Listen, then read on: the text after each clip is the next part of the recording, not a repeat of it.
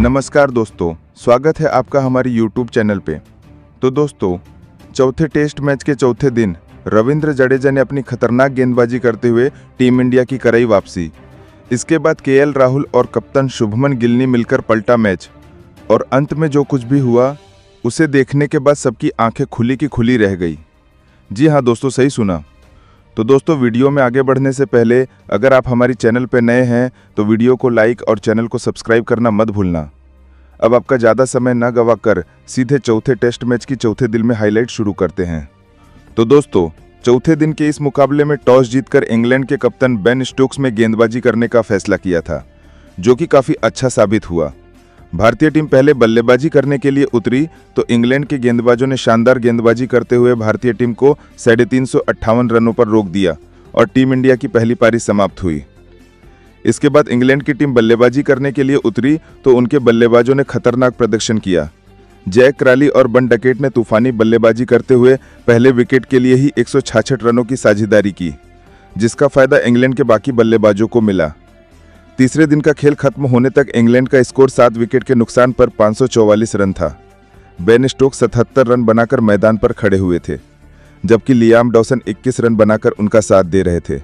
चौथे दिन का खेल शुरू हुआ तो टीम इंडिया की रणनीति यही थी कि इंग्लैंड की पारी को जल्द से जल्द समाप्त किया जाए।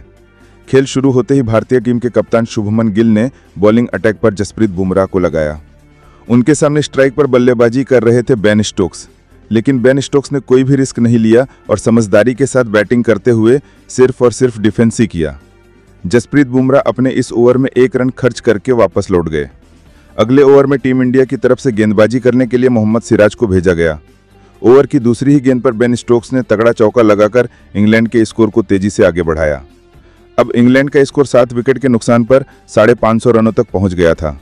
बेन स्टोक्स जबरदस्त फॉर्म में दिखाई दे रहे थे और ताबड़तोड़ अंदाज में बल्लेबाजी करते हुए इंग्लैंड के स्कोर को रॉकेट की रफ्तार से आगे बढ़ा रहे थे, जबकि दूसरी तरफ भारतीय टीम को विकेट की तलाश थी। टीम इंडिया की तरफ से 138वां ओवर लेकर आए जसप्रीत बुमराह। ओवर की दूसरी गेंद पर बेन स्टोक्स ने सिंगल लेकर स्ट्राइक लियाम डॉसन को दे दिया। इसके बाद जसप्रीत बुमराह ने खतरनाक गेंदबाजी करते हुए लियाम डॉसन को अपने लाइन और लेंथ से खूब परेशान किया। लियाम डॉसन को उनकी गेंद बिल्कुल भी समझ में नहीं आ रही थी। खतरनाक गेंदबाजी करते हुए जसप्रीत बुमराह अपने इस ओवर में सिर्फ 1 रन ही बनने दिया, लेकिन वह भी बेन स्टोक्स और लियाम डॉसन की साझेदारी को नहीं तोड़ सके। अगले ओवर में टीम इंडिया के कप्तान शुभमन गिल ने रणनीति बनाई और फील्डिंग में बदलाव किया, साथ ही गेंदबाजी करने के लिए मोहम्मद सिराज को भेज दिया। लेकिन इस बार भी उनकी रणनीति फेल होती हुई दिखाई दी और बेन स्टोक्स ने ओवर की दूसरी ही गेंद पर जबरदस्त चौका लगाकर टीम इंडिया की सारी रणनीतियों पर पानी फेर दिया। चौथी और 5वीं गेंद पर दोनों खिलाड़ियों ने सिंगल लिया। इसी के साथ इंग्लैंड की बढ़त 200 रनों तक पहुंच गई। मोहम्मद सिराज के इस ओवर की अंतिम गेंद को लियाम डॉसन ने चौका लगा दिया। इस तरीके से दोनों बल्लेबाजों ने मिलकर मोहम्मद सिराज की जबरदस्त धुनाई कर दी और 11 रन जोड़ लिए। अब इंग्लैंड का स्कोर 562 रनों तक पहुंच गया था। बेन स्टोक्स अपने शतक के बहुत करीब आ गए थे। 140वें ओवर में भी टीम इंडिया के कप्तान शुभमन गिल ने जसप्रीत बुमराह के ऊपर भरोसा जताया, क्योंकि उन्हें पता था कि अगर ऐसी कंडीशन में कोई गेंदबाज विकेट दिला सकता है तो वह जसप्रीत बुमराह है। इस बार बुमराह ने निराश नहीं किया और आते ही तूफानी गेंदबाजी करके ओवर की तीसरी गेंद पर लियाम डॉसन को क्लीन बोल्ड करके उन्हें पवेलियन भेज दिया। इस तरीके से टीम इंडिया को 8वीं सफलता मिल गई। लियाम डॉसन इंग्लैंड के लिए 3 चौकों की सहायता से 26 रनों की पारी खेलकर वापस लौट गए। उन्होंने बेन स्टोक्स के साथ मिलकर 8वें विकेट के लिए 35 रनों की साझेदारी की। दोस्तों, एक छोर से इंग्लैंड के कई विकेट गिर गए, लेकिन बेन स्टोक्स अभी भी मैदान पर खड़े हुए थे और अब उनके साथ देने के लिए मैदान पर उतरे ब्राइडन कार्स। अब इंग्लैंड का स्कोर था 8 विकेट के नुकसान पर 568 रन। 141वें ओवर में टीम इंडिया की गेंदबाजी में बदलाव देखने को मिला और कप्तान शुभमन गिल ने गेंदबाजी करने के लिए स्पिनर के जादूगर रविंद्र जडेजा को बुला लिया। उनके सामने स्ट्राइक पर मौजूद थे बेन स्टोक्स। ओवर की दूसरी गेंद पर उन्होंने सिंगल लेकर स्ट्राइक ब्राइडन कार्स को दे दिया। फिर तीसरी गेंद पर कार्स ने तेजी से दौड़कर 2 रन चुरा लिए। इस तरीके से वॉशिंगटन सुंदर ने अपने इस ओवर से 3 रन खर्च किया। अगले ओवर में टीम इंडिया की तरफ से गेंदबाजी करने के लिए जसप्रीत बुमराह को भेजा गया। इस बार ओवर की दूसरी ही गेंद पर ब्राइडन कार्स ने सनसनाता हुआ चौका लगाकर जसप्रीत बुमराह के होश उड़ा दिए। फिर 5वीं गेंद पर चीते की रफ्तार से दौड़कर 3 रन चुरा लिए। बेन स्टोक्स और ब्राइडन कार्स ने जसप्रीत बुमराह की धुनाई करते हुए इस ओवर से 9 रन बटोर लिए और इंग्लैंड के स्कोर को 580 रनों तक पहुंचा दिया। इसके बाद अगले कई ओवर तक टीम इंडिया की तरफ से वाशिंगटन सुंदर और जसप्रीत बुमराह 148वें ओवर में टीम इंडिया की तरफ से विकेट की तलाश में गेंदबाजी करने के लिए आए मोहम्मद सिराज। यहां पर ब्राइडन कार्स ने अपने बल्लेबाजी करने का अंदाज बदला। सिराज के इस ओवर की अंतिम गेंद पर उन्होंने तगड़ा चौका लगाकर इंग्लैंड के स्कोर को आगे बढ़ाया। इसी के साथ इंग्लैंड का स्कोर 600 रनों के आंकड़े को पार कर गया।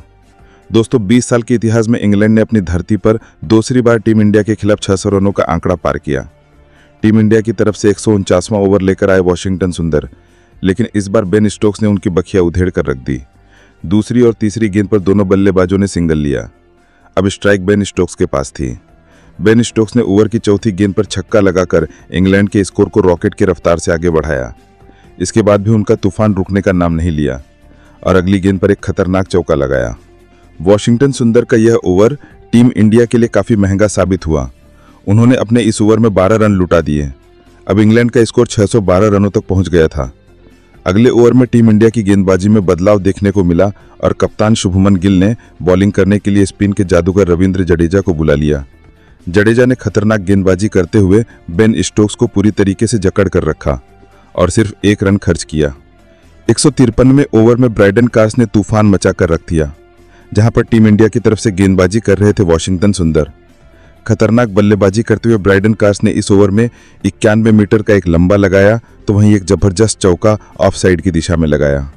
मुकाबला आगे बढ़ता गया। बेन स्टोक्स और ब्राइडन कार्स मैदान पर डटे रहे। दोनों खिलाड़ियों ने मिलकर इंग्लैंड के स्कोर को 651 रनों तक पहुंचा दिया। दोस्तों, तभी टीम इंडिया की तरफ से 156वां ओवर लेकर आए रविंद्र जडेजा। ओवर की दूसरी गेंद पर बेन स्टोक्स ने लेग साइड की दिशा में खतरनाक लगाया, लेकिन इसके बावजूद रविंद्र जडेजा ने हिम्मत नहीं हारा और इसका बदला लेते हुए अगली ही गेंद पर बेन स्टोक्स को अपना शिकार बनाया और सही सुदर्शन के हाथों कैच पकड़वाकर उन्हें पवेलियन का रास्ता दिखा दिया। इस तरीके से बेन स्टोक्स की तूफानी पारी का अंत हुआ और वह 11 चौके और 3 की सहायता से 141 रनों की शानदार पारी खेलकर वापस लौट गए और इंग्लैंड का 9वां विकेट गिर गया। इसके बाद बल्लेबाजी करने के लिए मैदान पर उतरे जोफ्रा आर्चर। 157वें ओवर की चौथी गेंद पर ब्राइडन कार्स ने खतरनाक लगाकर इंग्लैंड के स्कोर को तेजी से आगे बढ़ाया। इसी के साथ वो धीरे धीरे अपने अर्धशतक की तरफ भी बढ़ रहे थे, लेकिन 158वें ओवर में खतरनाक गेंदबाजी करते हुए रविंद्र जडेजा ने ब्राइडन कार्स को अपने जाल में फंसाया। गेंद ब्राइडन कार्स के बल्ले से लगकर हवा में उछली और मोहम्मद सिराज ने आसानी से कैच पकड़ लिया। इस तरीके से इंग्लैंड की पारी 669 रनों पर समाप्त हुई और पहली पारी में इंग्लैंड को 3111 रनों की बढ़त मिली। टीम इंडिया की तरफ से गेंदबाजी करते हुए रविंद्र जडेजा ने सबसे ज्यादा 4 विकेट लिए, वहीं बुमराह और वाशिंगटन सुंदर को 2-2 विकेट मिले। फिर आता है इंडिया का बैटिंग। लेकिन दोस्तों, इंडिया का बैटिंग देखने से पहले अगर आप इंडिया को पसंद करते हैं तो वीडियो को दिल से एक लाइक और एक प्यारी सी कमेंट कर दें। तो दोस्तों, भारत की दूसरी पारी शुरू हुई तो टीम इंडिया की तरफ से ओपनिंग करने के लिए हर बार की तरह केएल राहुल और यशस्वी जायसवाल की खतरनाक जोड़ी मैदान पर उतरी। दोनों खिलाड़ियों के कंधों पर टीम इंडिया को तेज शुरुआत दिलाने की जिम्मेदारी थी। वहीं दूसरी तरफ इंग्लैंड की तरफ से पहले ओवर में गेंदबाजी करने के लिए आए क्रिस वोक्स शानदार गेंदबाजी का नजारा पेश करते हुए यशस्वी जायसवाल को खूब चकमा दे रहे थे। शुरुआती 3 गेंदों पर टीम इंडिया का खाता भी नहीं खुल सका। ऐसा लग रहा था कि यशस्वी जायसवाल दबाव में दिख रहे थे। इसी का जबरदस्त फायदा उठाते हुए क्रिस वोक्स ने पहले ओवर की चौथी गेंद पर ही यशस्वी जायसवाल को अपने जाल में फंसाया। गेंद जायसवाल के बल्ले से लगकर हवा में उछली और स्लीप में जो रूट ने आसानी से कैच पकड़ लिया। इस तरीके से जायसवाल बिना खाता खोले ही निराश मन से पेविलियन लौट गए और टीम इंडिया को पहला झटका लगा। जायसवाल का विकेट गिरने के बाद केएल राहुल का साथ देने के लिए मैदान पर उतरे साई सुदर्शन। दोनों बल्लेबाजों के कंधों पर टीम इंडिया की पूरी जिम्मेदारी आ चुकी थी, लेकिन क्रिस वोक्स की खतरनाक गेंदबाजी के सामने सुदर्शन भी मैदान पर नहीं टिक सके और हैरी ब्रुक के हाथों कैच आउट होकर वापस लौट गए। इस तरीके से टीम इंडिया का खाता खुले बिना ही भारत के टॉप ऑर्डर के 2-2 बड़े बल्लेबाजों का विकेट गिर चुका था। टीम इंडिया के 2 विकेट गिरने के बाद अब बल्लेबाजी करने के लिए खुद कप्तान शुभमन गिल मैदान पर उतरे। क्रिस वोक्स ने बिना कोई रन खर्च किए पहले ओवर में 2 बल्लेबाजों को शिकार बनाया। इंग्लैंड की तरफ से दूसरा ओवर लेकर आए जोफ्रा आर्चर ने भी शानदार गेंदबाजी का नजारा पेश करते हुए राहुल को खूब परेशान किया। ओवर की 5वीं गेंद को केएल राहुल ने लेग साइड की दिशा में धकेलकर 1 रन चुरा लिए और टीम इंडिया का खाता खोला। 3 ओवर में टीम इंडिया का स्कोर 2 विकेट के नुकसान पर सिर्फ 1 रन ही बन सका। इसी के साथ लंच ब्रेक के बाद दूसरा सेशन शुरू हुआ तो केएल राहुल और शुभमन गिल रणनीति के साथ एक बार फिर से बल्लेबाजी मैदान पर उतरे। वहीं इंग्लैंड की तरफ से गेंदबाजी करने के लिए आए जोफ्रा आर्चर शानदार गेंदबाजी का नजारा पेश कर रहे थे। ओवर की दूसरी गेंद शुभमन गिल के पैड से लगी और इंग्लैंड की तरफ से तुरंत रिव्यू लिया गया, लेकिन गेंद लेग स्टंप को मिस कर रही थी। इस तरीके से शुभमन गिल को जीवन दान मिल गया। इसी का फायदा उठाते हुए उन्होंने तीसरी गेंद को लेग साइड की दिशा में धकेल दिया और तेजी से दौड़कर 2 रन चुरा लिए। जोफ्रा आर्चर ने चौथे ओवर में शानदार गेंदबाजी किया और सिर्फ 2 रन ही बनने दिया। इंग्लैंड की तरफ से 5वां ओवर लेकर आए क्रिस वोक्स की तीसरी गेंद को केएल राहुल ने लॉन्ग ऑफ की दिशा में धकेल दिया। गेंद तेजी से बाउंड्री की तरफ बढ़ रही थी, लेकिन लियाम डॉसन ने शानदार फील्डिंग करते हुए गेंद को रोक दिया। तब तक केएल राहुल चीते की रफ्तार से दौड़कर 3 रन पूरा कर चुके थे। 5 ओवर की समाप्ति के बाद टीम इंडिया का स्कोर 2 विकेट के नुकसान पर 6 रन था। अगले ओवर में इंग्लैंड के कप्तान बेन स्टोक्स ने एक बार फिर से जोफ्रा आर्चर के ऊपर भरोसा जताया। राहुल संभल कर बल्लेबाजी करते हुए अपना विकेट बचाने में लगे हुए थे। 11वें ओवर में इंग्लैंड की तरफ से गेंदबाजी करने के लिए आए क्रिस वॉक्स, जहां पर शुभमन गिल और केएल राहुल ने मिलकर 6 रन जोड़े। यहां पर शुभमन ने एक शानदार चौका भी लगाया था। इंग्लैंड की तरफ से 12वां ओवर लेकर आए ब्राइडन कार्स, लेकिन इस बार शुभमन गिल ने उनकी धज्जियां उड़ाकर रख दिया। ताबड़तोड़ अंदाज में बल्लेबाजी करते हुए शुभमन ने ओवर की तीसरी गेंद पर सनसनाता हुआ चौका लगाकर टीम इंडिया के स्कोर को तेजी से आगे बढ़ाया। फिर अगली गेंद पर एक और चौका लगाकर ब्राइडन कार्स को खून के आंसू रोने के लिए मजबूर कर दिया। कार्स का यह ओवर इंग्लैंड के लिए महंगा साबित हुआ और उन्होंने 8 रन दे दिया। 12 ओवर की समाप्ति के बाद टीम इंडिया का स्कोर 2 विकेट के नुकसान पर 36 रनों तक पहुंच गया था। केएल राहुल और शुभमन गिल दोनों बल्लेबाज मजबूती के साथ मैदान पर अपना पैर जमाए हुए थे और दोनों खिलाड़ियों के बीच में बड़ी साझेदारी बनी हुई दिखाई दे रही थी। 13वें ओवर में इंग्लैंड की तरफ से क्रिस वॉक्स गेंदबाजी करने के लिए आए और इस बार केएल राहुल ने ओवर की पहली गेंद को ऑफ साइड की दिशा में धकेल दिया और केएल राहुल को चौका मिल गया। मुकाबला आगे बढ़ता गया। 15वें ओवर में टीम इंडिया का स्कोर 2 विकेट के नुकसान पर 47 रनों तक पहुंच गया था। 16वें ओवर में इंग्लैंड की बॉलिंग स्पेल में एक बार फिर से बदलाव देखने को मिला और गेंदबाजी करने के लिए आए लियाम डॉसन। इस ओवर में टीम इंडिया के दोनों बल्लेबाजों ने सिंगल डबल की सहायता से काम चलाया और 4 रन बटोर लिए। 17वें ओवर में इंग्लैंड के कप्तान बेन स्टोक्स ने जोफ्रा आर्चर के ऊपर भरोसा जताया और विकेट की तलाश में गेंदबाजी करने के लिए उनको भेज दिया, लेकिन इस बार शुभमन गिल ने तूफान मचाकर रख दिया। तांडव मचाते हुए शुभमन ने जोफ्रा आर्चर की बखिया उधेड़ते हुए 2 खतरनाक चौके लगाए। जोफ्रा आर्चर ने इस ओवर में 9 रन लुटा दिए। शुभमन गिल और केएल राहुल दोनों बल्लेबाज जबरदस्त फॉर्म में दिखाई दे रहे थे। खासकर बिल की बल्लेबाजी को देखकर तो ऐसा लग रहा था कि वो आज अलग ही मकसद से मैदान पर बैटिंग करने के लिए उतरे हैं। दोनों बल्लेबाजों के बीच में 50 से भी ज्यादा रनों की साझेदारी हो चुकी थी।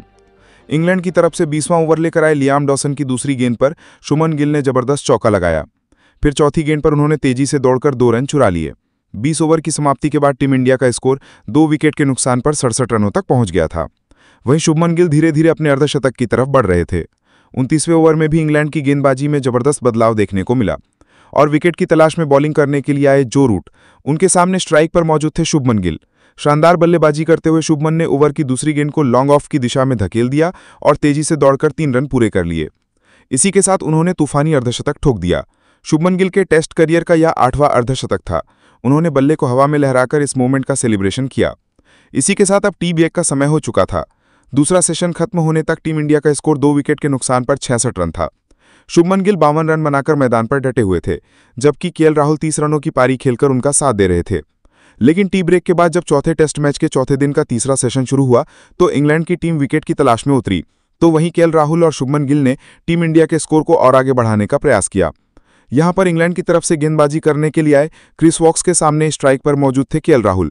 शानदार बल्लेबाजी करते हुए राहुल ने ओवर की दूसरी गेंद को लेग साइड की दिशा में खेलेंगे और तेजी से दौड़कर 2 रन चुरा लिए। फिर चौथी गेंद पर तगड़ा प्रहार किया और गेंद तेजी से बाउंड्री की तरफ बढ़ रही थी। हालांकि जोफ्रा आर्चर ने शानदार फील्डिंग करते हुए चौका जाने से रोक दिया, लेकिन तब तक केएल राहुल ने चीते की रफ्तार से दौड़कर 3 रन पूरे कर लिए। आखिरी 2 गेंदों पर दोनों बल्लेबाजों ने सिंगल लिया। इस तरीके से इस ओवर में 7 रन बने और टीम इंडिया का स्कोर 93 रनों तक पहुंच गया था। इसके बाद अगले कई ओवर तक इंग्लैंड के गेंदबाजों ने खतरनाक गेंदबाजी करते हुए केएल राहुल और शुभमन गिल को खूब चकमा दिया। दोनों बल्लेबाज बाउंड्री लगाने के बजाय सिर्फ सिंगल और डबल की सहायता से ही काम चला रहे थे। शुभमन गिल और केएल राहुल ने समझदारी के साथ बल्लेबाजी करते हुए टीम इंडिया के स्कोर को 100 रनों के पार पहुंचा दिया। वहीं अब केएल राहुल धीरे धीरे अपने अर्धशतक की तरफ बढ़ रहे थे। 42वें ओवर में इंग्लैंड के कप्तान बेन स्टोक्स ने रणनीति बनाई और फील्डिंग में बदलाव किया। साथ ही विकेट की तलाश में बॉलिंग अटैक पर अपने सबसे खतरनाक गेंदबाज जोफ्रा आर्चर को लगाया, लेकिन केएल राहुल ने ओवर की पहली ही गेंद पर सनसनाता हुआ चौका लगाकर इंग्लैंड की सारी रणनीतियों पर पानी फेर दिया। ओवर की दूसरी गेंद इंग्लैंड की मिसफील्डिंग की वजह से बाउंड्री को पार कर गई और भारतीय टीम को 4 एक्स्ट्रा रन मिल गए। तीसरी गेंद को केएल राहुल ने ऑफसाइड की दिशा में धकेलकर 2 रन चुरा लिया।